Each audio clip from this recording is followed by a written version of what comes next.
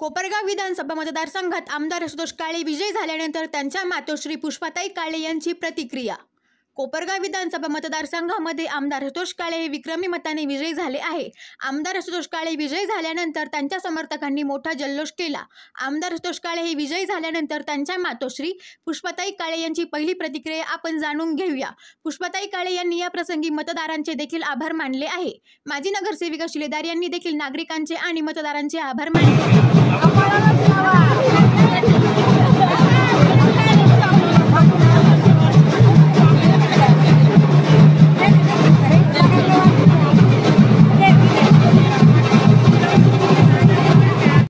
एक आशुतोष काळेचा नसून तमाम मतदारांचा आहे। सर्व मतदारांनी ज्ञात अज्ञात जे आहेत मतदार त्यांनी दाखवलेल्या विश्वासामुळे हा विजय। आणि मला अत्यंत आनंद होतोय का शंकरराव काळे साहेब असतील, अशोकदादा काळे असतील आणि आता आशुतोष काळे असतील, त्या तिघांवर जो तुम्ही विश्वास दाखवला, म्हणजे 91 साली काळे साहेबांसाठी, त्याच्यानंतर 2004 साली अशोकदादांना, 2009 साली अशोकदादांना, 2019 साली आशुतोषला आणि आता 2024ला, तर या वेळेला इतकं मतदान अभूतपूर्व लीड मिळालेलं आहे। आणि मी तुमच्या सर्व मतदारांचं अभिनंदन करते, आभार मानते, धन्यवाद।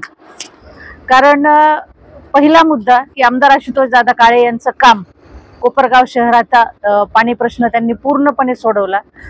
जेव्हा कोपरगावात 23 दिवसाआड सुद्धा लोकांनी पाणी घेतलेलं आहे, तर आजच्या परिस्थितीत 3 दिवसाआड पाणी येत आहे। आणि पाणी प्रेशरने येणार वगैरे हे सगळं जेव्हा महिला मीटिंग्स वगैरे होत होत्या, कॉर्नर सभा होत होत्या, तर त्या प्रत्येक ठिकाणी महिलांची गर्दी सुद्धा जास्त असायची।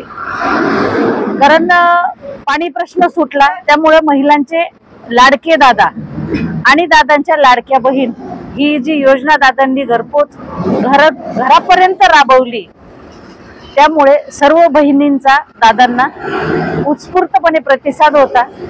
आणि त्या लाडक्या बहीण मार्फत दादांनी ज्या महिला भगिनींना भाऊबीजेच्या आधीच एक ओवाळणी म्हणून त्यांच्या खात्यावर पैसे जमा झालेले होते, आणि आजच्या घडीला त्याच बहिणींनी दादांना ओवाळणीच्या बदल्यात, म्हणजे भाऊबीजेची ओवाळणी जी दिली ती मतदानामार्फत दिलेली आहे। म्हणून दादा सर्व महिलांचे लाडके आहेत।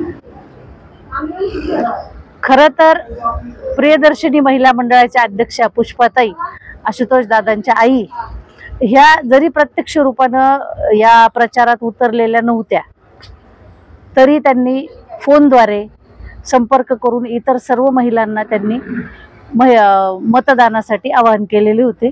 आणि सगळ्यात महत्त्वाचा मुद्दा हा आहे की त्यांचं जे काम आहे कोपरगावमध्ये, गोदाकाठ महोत्सव असेल, दिवाळी हट असेल, किंवा महिलांसाठी जे विविध उपक्रम त्या घेतात, की जेणेकरून महिलांना एक व्यासपीठ मिळतं, आपल्या अंगातले किंवा आपल्यातले जे सुप्त गुण आहेत त्या लोकांसमोर आणण्यासाठी ताई त्यांच्यासाठी व्यासपीठ उपलब्ध करून देतात। सगळ्या महिला त्याच्यामुळे खूप आनंदी असतात।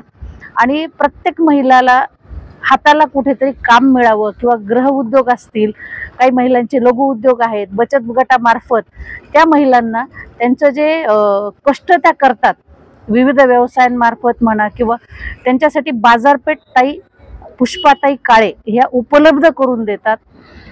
त्याचा खरं तर त्याच गोष्टीचा इथं ह्या मतदानावर जास्तीत जास्त प्रभाव झालेला आमच्या लक्षात येतोय।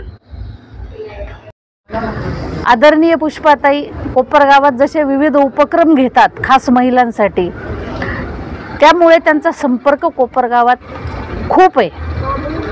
आणि त्यांचे जे इतर लोकांच्या, म्हणजे जवळजवळ सगळ्यांच्या सुखदुःखात काळे कुटुंब नेहमीच सहभागी असतं, त्यात पुष्पाताईंचा खूप मोठा वाटा आहे। म्हणून आज पुष्पाताईंचा संपर्क कोपरगावात खूप आहे, एवढेच मी या ठिकाणी सांगेन।